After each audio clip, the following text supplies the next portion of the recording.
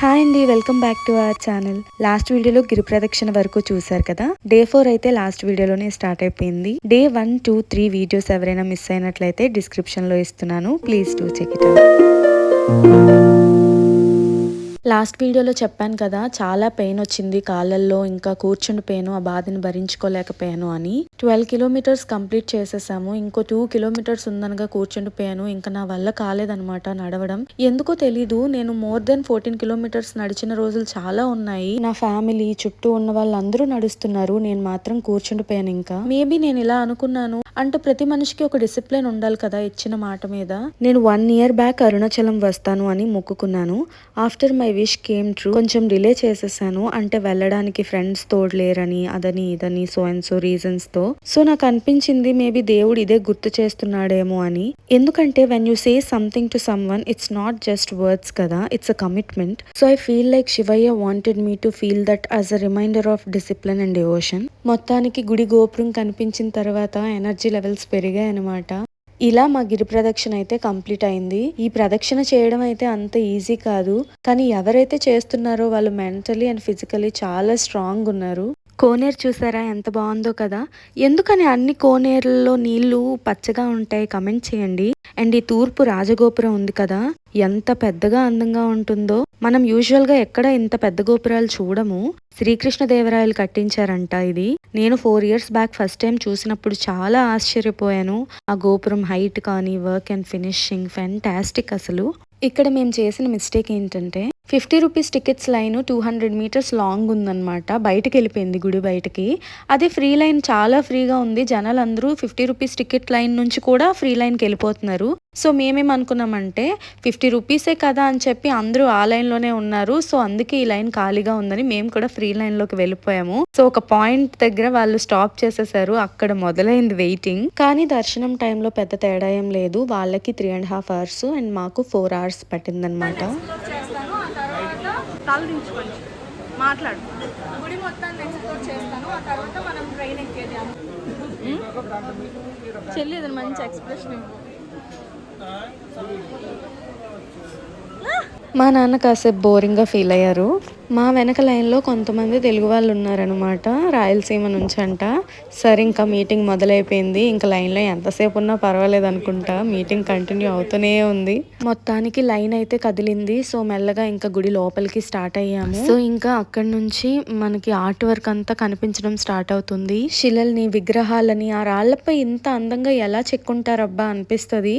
అంటే ఆ రోజుల్లో శిల్పకళ అంత బాగుండేదా. పాత గుళ్ళు మనం ఏవి చూసినా కానీ శిల్పకళ అయితే చాలా అత్యద్భుతంగా ఉంటుంది. అండ్ మీలో చాలా మందికి తెలిసే ఉంటుంది, అరుణాచలం అంటే, ఇప్పుడు అరుణ అంటే ఎర్రని అని, అచలం అంటే కొండ అని అంటారు. మనకి పంచభూతాలు ఉంటాయి కదా, వాటి క్షేత్రాల్లోనే అరుణాచలం అనేది ఒకటి. అంటే పంచభూతాల్లో ఉండే వాటిలో అగ్నికి ఇది సంకేతం అన్నమాట, అగ్నిలింగం. ఫోన్స్ అవి గుడి లోపలికి అలౌడే, కానీ ఫొటోస్ నాట్ అలౌడ్ అనమాట. సో నేను క్యాప్చర్ చేయగలిగినంత చేశాను. ఇంకా నాకు కూడా మరి తీయాలనిపించలేదు, సో అందుకే ఇంకా స్టాప్ చేసేసాను.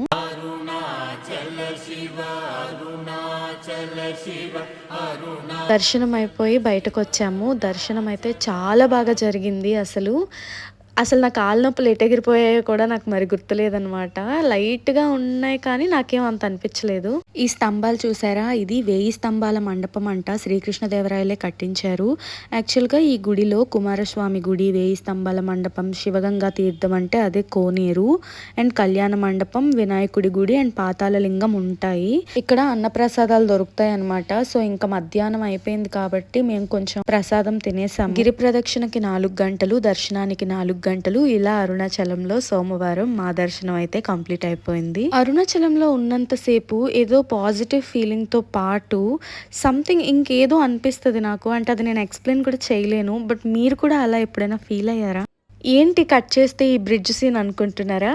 దర్శనం అయ్యాక రూమ్కి వెళ్ళేసరికి 4 అయింది. సో నైట్ మాకు 10 o'clock ట్రైన్ రేణిగుంటలో. సో వెంటనే వెహికల్ బుక్ చేసుకొని తిరుపతి వెళ్ళి అక్కడ తిరుపతి రైల్వే స్టేషన్లో లగేజ్ కలెక్ట్ చేసుకొని మళ్ళీ రేణిగుంట వెళ్ళాము. సో అక్కడ 10కి ట్రైన్ ఎక్కేసి పడుకున్న తర్వాత కళ్ళు తెరిస్తే రాజమండ్రి బ్రిడ్జ్ వచ్చిందనమాట. సో ఈ మధ్యలో అంతా క్యాప్చర్ చేయడానికి నా దగ్గర ఫోను లేదు అండ్ నా ఫోన్ ఎక్కడుందో కూడా తెలియదు. బ్యాగ్స్ లో ఏదో మూల పడిపోయింది. గోదావరిలో కాయిన్ వేయడానికి నిద్ర లేపితే లేచాను. సో ఇంకా ఫ్రెష్ అయ్యి విండో పక్కన కూర్చొని వ్యూ చూస్తున్నాను అనమాట. ఏంటి అలా చూస్తున్నారు? ట్రిప్ అయిపోయింది. మీరు ఇంతవరకు వీడియో చూస్తున్నారు అంటే సమ్హౌ మీకు ఈ వీడియో నచ్చుండొచ్చు ఆర్ యూస్ఫుల్ అయి ఉండొచ్చు. ఇది డే 5 అనమాట. డే 1, 2, 3 and 4 వీడియోస్ని నేను కింద డిస్క్రిప్షన్లో ఇస్తున్నాను. మీకు యూజ్ అవుతాయి అనిపిస్తే ప్లీజ్ డూ వాచ్. అండ్ ఈ ట్రిప్ సిరీస్ కనుక మీకు నచ్చితే ప్లీజ్ ఛానల్ని సబ్స్క్రైబ్ చేసుకొని సపోర్ట్ చేయండి. ఇప్పుడైతే కొన్ని బ్లూపర్స్ మీకోసం. స్టార్ట్ అమ్మా అలా కట్టిప్పే అమ్మని.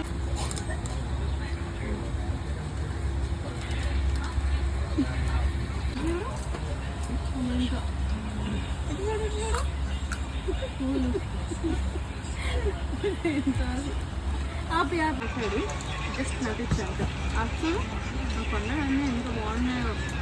ఇలాంటి కొండలు మన సైడ్. సో అంతేనండి, ఇలా అయింది మరి. సో ఇంకా ట్రైన్ జర్నీ అంటే స్నాక్స్ ఏదో ఒకటి తింటుండాలి కదా. సో అలా మొత్తం వ్యూని చూస్తూ ఎంజాయ్ చేస్తూ వైజాగ్ రీచ్ అయిపోయాము. వైజాగ్ నుంచి వేరే ట్రైన్ తీసుకొని శ్రీకాకుళం వెళ్తామన్నమాట. సో లగేజ్ అంతా ఎక్కువ ఉంది కదా, ఈ బస్సుల్లో అవి జర్నీ చేయలేమని.